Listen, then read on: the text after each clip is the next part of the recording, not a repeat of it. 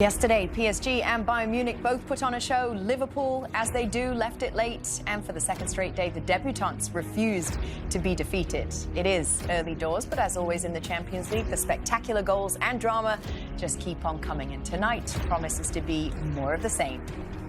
This evening, in the blue half of Manchester, Serie A champions Napoli are in town. This is not just any opening night, though. It is the return to the Etihad of a City legend, Kevin De Bruyne. His old teammates at Manchester City are looking to re-establish their winning aura. St James's Park in Newcastle will be rocking for the visit of La Liga giants Barcelona. There is no Lamine Yamal for Barcelona, but Hansi Flick's explosive team still have plenty of firepower in Rafinha, Robert Lewandowski, and an opportunity to impress for Marcus Rashford tonight. We've got another 6 matches for you today across Europe. In the early games, Copenhagen are playing Malik Tillman's Bayer Leverkusen, and in Belgium, Bruges play Folarin Balogun's Monaco. The Serie A and La Liga champions, European royalty, potential dark horses, and a minnow-making history. All of them feature in the 4 later games. Sporting host newcomers Kairat Almaty, Eintracht Frankfurt meet Galatasaray, and Newcastle welcome Barca. Plus KDB back in Manchester as City face Napoli. Welcome along, everybody, to London. So good to have you with us. I'm Kate Scott. Micah. Welcome along, everybody. Yes, do it tonight. Go ahead. Yes, come on in. We've got a pair of Champions League winners in the studio tonight. Thierry Henry, Jamie Carragher. Just the 3 of us in the studio here today because Big Meeks has gone to Manchester. Don't worry, though. We will speak to him in a few. By the way, I'd like to let you both know that there is nothing more distracting or intimidating when one is trying to do a read to prompter and one stumbles a few times here and there than having your colleagues stare at you, which, Jamie, you did tonight. Thanks so much. Usually it's you, Thierry, but tonight it was Jamie. You were kind to me tonight. Thank you. Yeah, you let it slide. It happens sometimes. Are we going to be able to bring enough energy to this show tonight? Only 3 of us with Big Meeks. You're in the big chair. I know. It is a big chair, isn't it? How was the morning? It was good. Yes. We really enjoyed it. Yeah, very good. VIPs were invited for a breakfast meeting with the new boss of the network, new owner of the network. And you are exclusive. I don't know why you weren't there. Jerry Cardinale. Yeah. Yeah. Nice. How come you were invited? Yeah. Don't know. You'd have to ask the boss, wouldn't you? Which one? Pete, Jerry. I don't know. Oh. But the man on my right made sure you weren't forgotten. I was told that, actually. Yes, thank you very much, well Thierry. done. Very kind to you. Always a team player. Yes. How did you describe her? The glue. The glue. Oh. The glue. Oh. Yeah. Thanks, one of the friends of our show, in fact... Hey guys, hope you're enjoying the studio. This is Noah. This is Noah's friend Matt. And today it's Noah's birthday and he is a big FC Copenhagen fan. We are here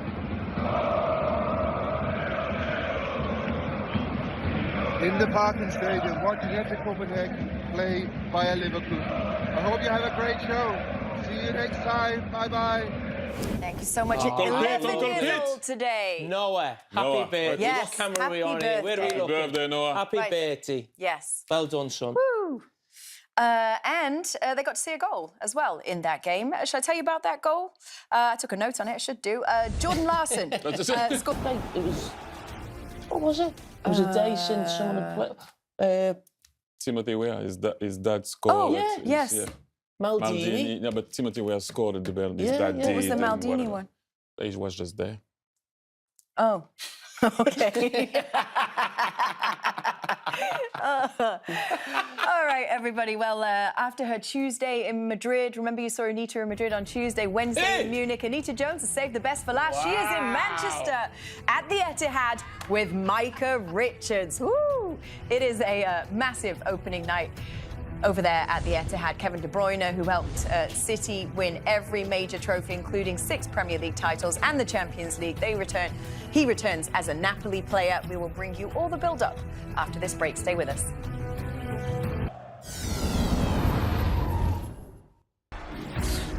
Well, since the Champions League draw, this is the night that everybody has been looking forward to, the return to Manchester of one of City's favourite sons. And we mean Kevin, not Micah. But yes, Micah is also in Manchester at the Etihad today. So is Anita Jones. Good to see you both. Come on in! Come on in! energy, the vibes are here in Manchester. It's good to have you with me. Oh, you know what? You look fantastic tonight in here. And you've got a proper partner here tonight. You've got Peter, you've got Big Meeks. Absolutely lovely. What a combo. What a combo this is. What a combo. But let me tell you about my journey, because obviously it started in London with you guys in the studio. Was there with David Beckham, had a lot of fun. You didn't talk about the sticky stuff this time. Then I flew down to Madrid, where I was with Guillaume. We spoke to Kylian Mbappe, your beloved Mbappe. Then yesterday I was with Peter Schmeichel in Munich to hear from Harry Kane and that incredible goal scorer, of course he is. And now I'm here with you in the north. I'm here in the north. You know, Jamie, you say I've got no friends. Have a look at this for you. Roll it! Hey, look at this, look at this. Me and KDB. He said, don't worry, I'll see you after. It's not a problem. It's the Big Meeks energy that everyone needs. Oh, you know what? I need to be on the road more often. I think you do. The studio's so boring. This is fantastic. I think you do. I'm here at the Etihad, my old home, and I am loving it. Big Meeks. Big Meeks. Yes, Jamie. Come in. Obviously, I mean, you've just said then you've got so many friends around the place. And today, when we were at the conference, I was really interested when you spoke about your role as a pundit. And you said your role when you come into punditry was the world was just going through COVID at the time, and it was your job to lift everybody. Big Meeks, lifting the world. Big Meeks, the whole point of putting him on TV was to lift the world out of COVID. That's what he said. In all fairness, you do lift Jamie's world. So Jamie can be quiet there. Exactly, you give him the life, you give him the party. Without you, there's no Jamie on He misquoted me there, though, basically. What I said is I want people to feel better about themselves. Okay. The laughing, the joking, the energy. That's what I bring. You know that. I think you do it very well, so don't... Okay, we're going to leave Jamie to one side. But let's talk about your Manchester City there. You were making KDB feel good about himself. What about your boys? Of course, they didn't win any trophies last season. They come into this game off the back of that derby win. How are you feeling about tonight? Yeah, I mean, the first game of the season, when it was against Wolves, I thought there was back. Then had a few dodgy results, and then the derby, and there was electric. Phil Foden was outstanding. Haaland looked like he was back to his best. But they've got a bigger test here tonight. Napoli are a really good side. So in terms of Man City being back to what they were a couple of seasons ago, I don't think that just yet. But in terms of them steady improvements, I think they're slowly getting there. So how big a test is tonight then? Yeah, I think it's a massive test. They've got some real quality in the squad. I mean, Kevin De Bruyne coming back home, he'll get an amazing reception. Not only that, McTominay has been playing out of his skin, not just this season, but last season too. And Anguissa in midfield. Remember him at Fulham in the Premier League? He was absolutely outstanding, really is stalwart in that midfield. So it's going to be interesting to see where Man City are at. In terms of Kevin, at the weekend, he scored a penalty for his side to get the win over Fiorentina. If they were to win a penalty and he steps up to take it today, how would that go down with the Man City crowd here, do you think? Not so good. Let's hope that... Why are you thinking that? Come on, we don't want that for Kevin. We just want a nice reception and, you know, Man City win 2-1. That's it. OK, well, there you have it, Kate. We'll be back with you later. I believe the team news is in as well. Oh, yes, it is. We're going to look at it right now. Thank you, Anita. Good to see you both. So, like Anita said, let's take a look at the lineups. And Thierry, do you want to take us through? As Micah said, you have a lot on the other side of Napoli. You have a lot of ex-Premier League players. You know, they started well the league, as you all know. They're tricky. Politano, sorry, on the counter. McTominay going in midfield sometime and to change with De Bruyne. Haaland just scored. You know, it's so funny when you think about guys that couldn't do it in the Prem, and suddenly he goes there and he scores straight away. And I was also impressed with how City played against Man United at the weekend. I would say that Man United were not that great, but City had to answer with what happened, obviously, against Brighton. And you can see that Rodri needs minutes, needs games. He looked like off the pace of the game, but that's just normal. Thierry mentioned the performance against United at the weekend in the derby. What did you make of it? Yeah, that's at home, and you know it's a goal. But I think the interesting thing when I see the team is it's the same team that played against Manchester United at the weekend. You might think that's normal, but we're only a few days away for from a really big game for Manchester City in the Premier League. Arsenal played Tuesday, Manchester City playing Thursday, and he's still playing his best team. So it shows you how important and how tough a game Pep Guardiola thinks it will be tonight.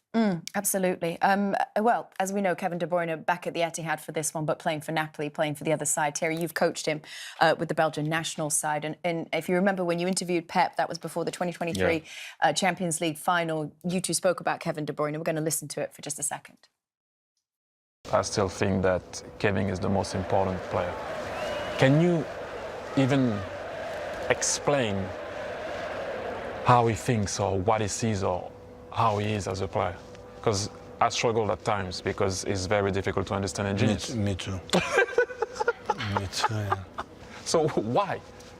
He's a special person, so sensitive, and he's reliable in many things. So what they have done this season, many years, without him would have been almost impossible. All I said to Kevin, be angry, you know, be upset, shout, and, you know, do whatever. Sometimes you have to have a no bad face. You understand what I'm saying, you know? Yeah. And sometimes it's too nice, but he's so nice person. I've been a joy to work with him all the time. I learn a lot. When a guy is thinking more in the make assists than score goals, it means how generous you are. What's he like in the dressing room? Very quiet, doesn't talk a lot. He talks with the ball. He will say what he has to say sometimes in a dressing room manner, to not say what he used to say, you know, but that's how it is in a dressing room or on the field. But exactly like Pep said, you know, at times, and I think we went further and we talked after that, is don't try to understand the genius. They think differently. They see things differently. That's why you love them. And when it doesn't work, also, you kind of might get annoyed. But the amount of time that this guy made us win with Belgium and made Man City win and what he did and how he is, I was very close to him, in all fairness, because I was a bit like that. Like, I was a bit, you know, you try to reach perfection in everything that he does. And whoever along the way will stand up for him, or even himself, he gets upset.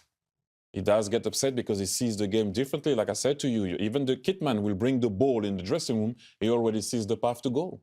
If you touch that ball, he said, don't touch that ball.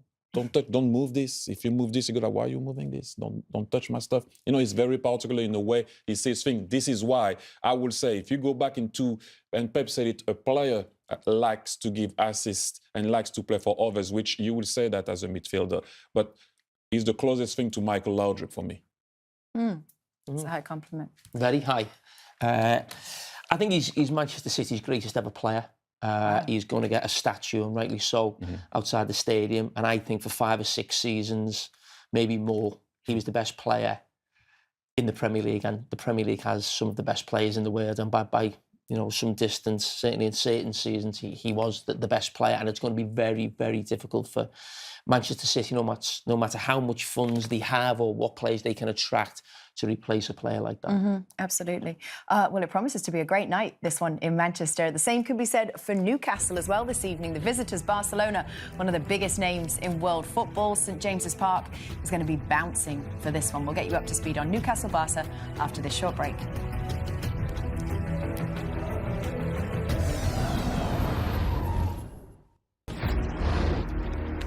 And there he is at the stadium tonight. Asprilla in the building for this one. It was a legendary night on Tyneside 28 years ago, almost to the day exactly. A hat-trick from that man there, Tino Asprilla, gave Newcastle that 3-2 win in Barca in the Champions League. It was kind of considered one of the most magical nights in Newcastle's history, Jamie. It is, still gets talked about today, and that's why Asprilla is still a legend up there, even though he was brought to a night that they always remember. And it's so fantastic to see that game again. And look at that, wow. I know, it looks great, doesn't it? Just need to finish it off the other side.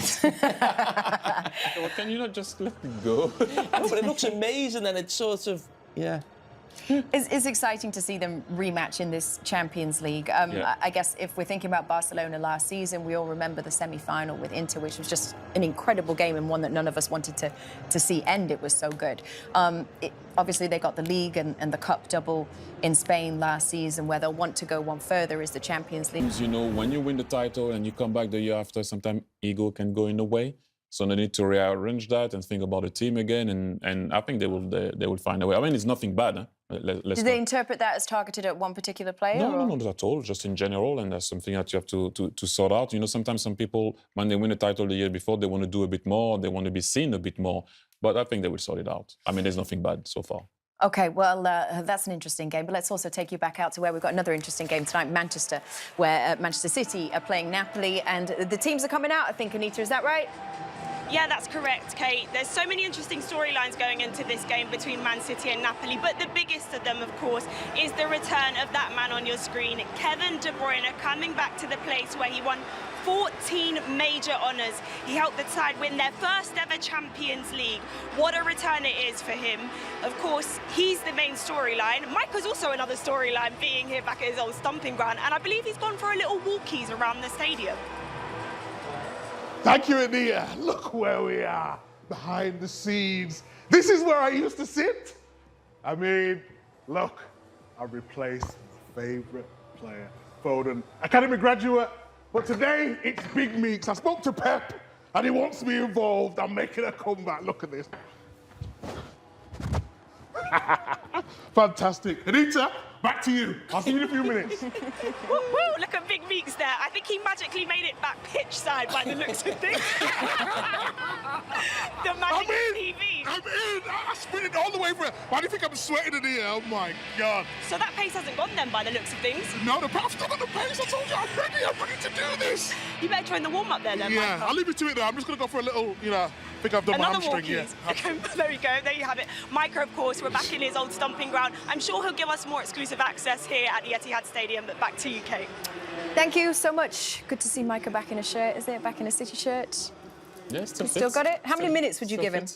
None. How many minutes do you think he could play tonight? None. None. Tonight? None. No. Or even with us? None. None. His knee, no, because his knee are not great. I think Big Meeks would play the last 5 minutes tonight if Man City are in front. So, a proper game, like game... No, come on. No. How many minutes have you got in you? What game? This game. Same question. Yeah, but if you're playing for the best team and you're winning and you're just keeping the ball, I could do that. Yeah, that I agree. You could do 90? No. A half? No, I think I could do 15 minutes. Mm-hmm. Yeah. Well, what do you think I could do? No, I don't know, Jamie. I've got all the world of confidence in you. Very athletic, as I learned on Instagram yesterday. Very athletic. Wow.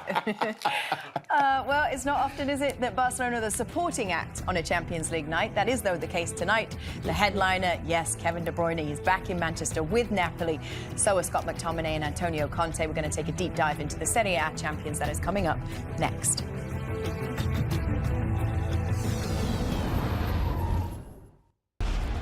Made it 2-1. Yes, I'm sure Peter and Noah enjoyed that. Remember our friends? Yes. Peter, his grandson Yes. Noah Dirty boy, over there. Noah. Yes. Did he send a video of jumping and everything, though? No, not yet. Maybe we'll try and get one. We will. So let's talk about. Well, let's go back to the game between Manchester City and Napoli, because there really is nothing like the passion of those Napoli fans for their team. And after, I'm not too sure, but I hope that that's going to stop one day where he doesn't go too far in the Champions League or where he cannot win a back-to-back league. I think he did it at Juve, but after he didn't do it. Serious injury to Romelu Lukaku as well. Jamie, do you want to talk us through that equaliser that you saw Yeah, there? own goal. Again, lots of goals in quick succession. That's what they said. Yeah. When we're thinking about going back to the Napoli game and Napoli playing Manchester City tonight, do you think that, Thierry mentioned the idea that there's kind of like this doubt and this question mark around Antonio Conte of can he compete on two fronts? What are your thoughts? Oh, of course, it's there in black and white. And when you think of his achievement, he's up there with, the best coaches in the world or certainly in European football, but the majority of them will have a Champions League trophy. And almost you need it as a badge of honour. To put yourself on that level of the coaches, and we know the coaches that we are talking about, but this man has gone up against those coaches and beaten them, regularly in the past. He's up against Pep Guardiola tonight, another manager who's on that level, but he just needs it, and that will always be there, because it's not just a criticism as in, like, you need a bit of luck to win the Champions League, we get that, But it's so obvious when you listen to players who have been coached by Antonio Conte about how his methods work and how hard they have to work physically and tactically through the week.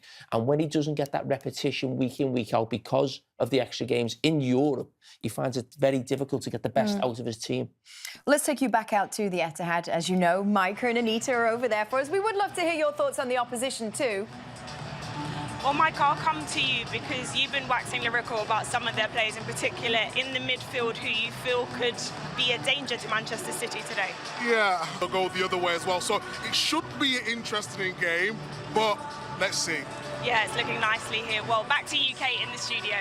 Thank you very much. Good to see you guys. We'll see you in a few. So, well, after watching everybody else play at the top of the hour, the last 8 teams now finally get to kick off their Champions League campaigns. Anticipation and excitement is high in Manchester, in Newcastle, Frankfurt, and in Lisbon. So stay with us. We'll be back in just a minute with kickoffs.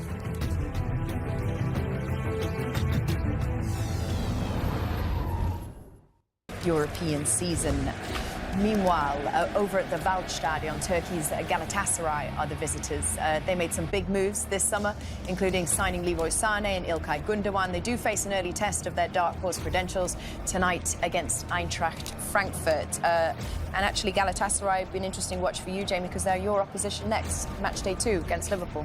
Yeah, and as you said, there's some big names there who will fancy the chances and are used to playing at this level as well. And notoriously one of the most difficult places in Europe to go to, and you're certainly an away player. Played there a couple of times as well. But yeah, they want to start well, and as I said, the big game for them as well, playing Liverpool, one of the favourites for the competition.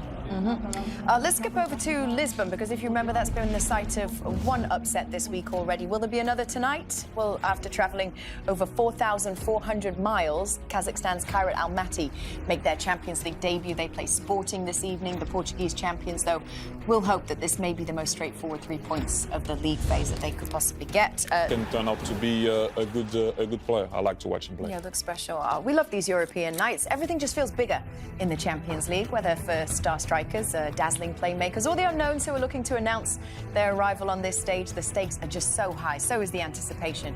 We'll get you out to the kickoffs next.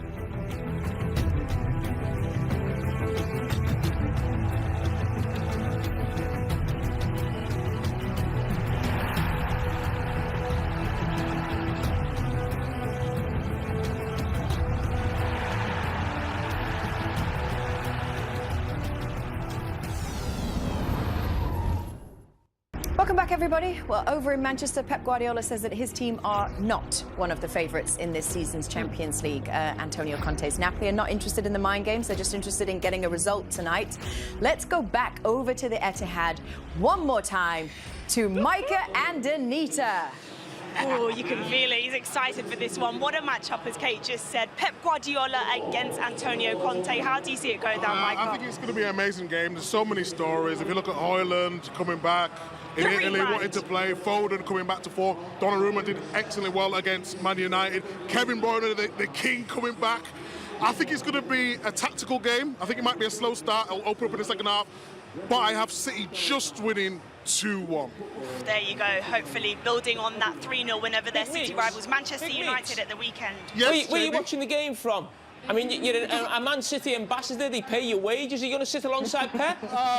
I'll be in with the suits. Don't you worry about that, Jamie. You're taking me with you. Bye-bye. I want to talk to you a little bit about Manchester City. Give us your kind of breakdown on what we've been seeing from them this season. Slightly different style of play? It is different. It is. And I think that the arrival of Pepa and Linders, that used to be the number 2 of Jurgen Klopp, and my ex-teammate Kolo Touré must have had an impact on how this man Grealish that couldn't move so much. That's Man City offering playing in to Allen. This is the one that's really early for a Pep Guardiola team. The winger stepping in already inside. I know what he wants to do. He wants to overload the midfield, but he wouldn't have who is. Your 2 wingers, so Bernardo Silva against Man United, played on the right. Normally, Pep Guardiola would have murdered him. No, you have to stay high and wide in case that we need to shift it and leave you in a 1v1. But because he went where he's not supposed to be, One day, I suffered of it at times to be able to move and have that freedom, and he allows them to do it. Would they do it tonight? I don't know, but that's new. Thierry, you've mentioned as well that maybe Man City right now don't have the wingers that they've had in the past. Could that also be something where the wide players come inside and they get the width from the fullbacks, but do you think they have the quality in the fullback area to cause damage down the width? I don't see that. No, you're right, because if you were playing as a right back, Jamie, and you see, for example, O'Reilly or Nuri coming at you, you're like, okay, you're not going to dribble past me, although the kid has power.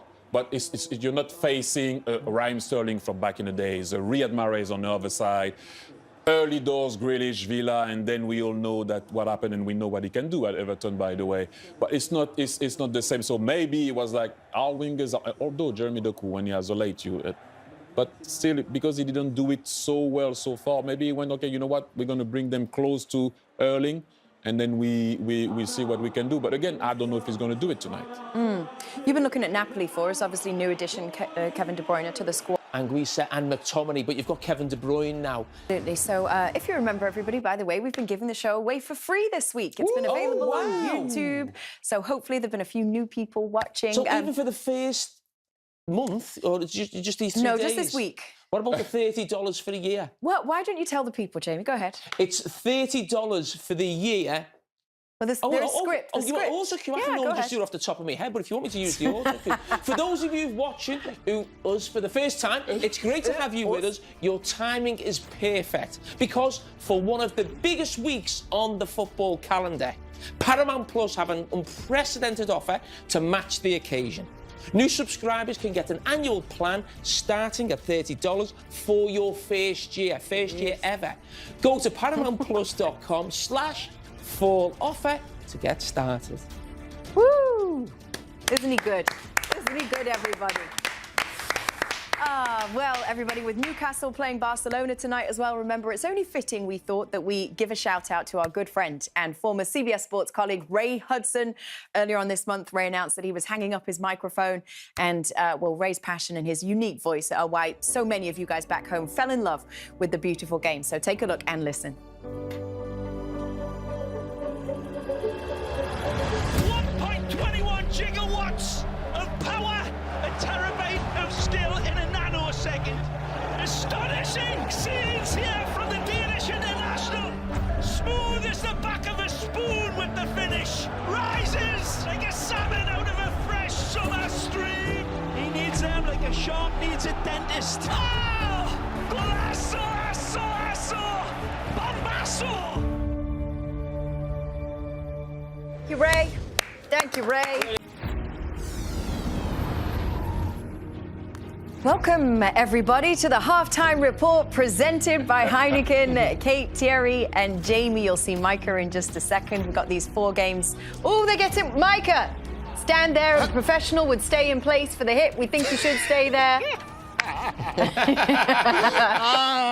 It's only a little bit of water, Anita. Come on. Here and stand in the rain, okay? Then we'll talk about professional, my dear. I think you'd run for the hills like me too. Anyway, let's talk about Manchester City, because the game was essentially killed when Napoli got that red card and Kevin De Bruyne's return home didn't go to plan. Yeah, I mean, disappointed for him to come here and have to get taken off, but I think the reason he did that is because of the energy. You know, it's always going to be tough. You know they was going to go into a low block. Man City started quite well. I thought Doku looked quite sharp.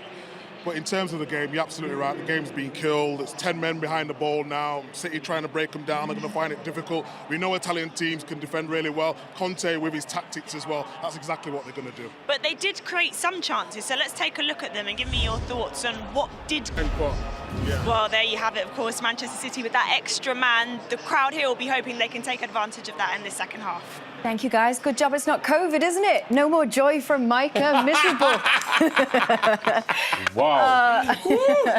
Anyway, let's talk about the red card, because obviously that was a big talking point from that first half. You know, you can really do about it, but unfortunately that meant no more Kevin De Bruyne. Changed it tactically, Conte from the 4-2-3-1 to a 5-3-1, and making it now really difficult for City. Yep. OK, so let's talk about one of the other games that you've been watching particularly, which is your former side Barcelona playing away to Newcastle, Thierry. Yes, and we talked about the way they defend. We all talk about the high line. Last year they conceded 24 goals. You can't win the Champions League conceding 24 goals, although we all know that they were. Like, it looks like the Nike swoosh, like they're actually it is. You can't save them. There are two other games which are at the halfway point as well, of course, the later kickoffs in this Champions League Thursday. So we've got Sporting, who are 1-0 up against Kairat Almaty. Francisco Trincao with the goal for them. Can Uzun. We'll be back in just a minute.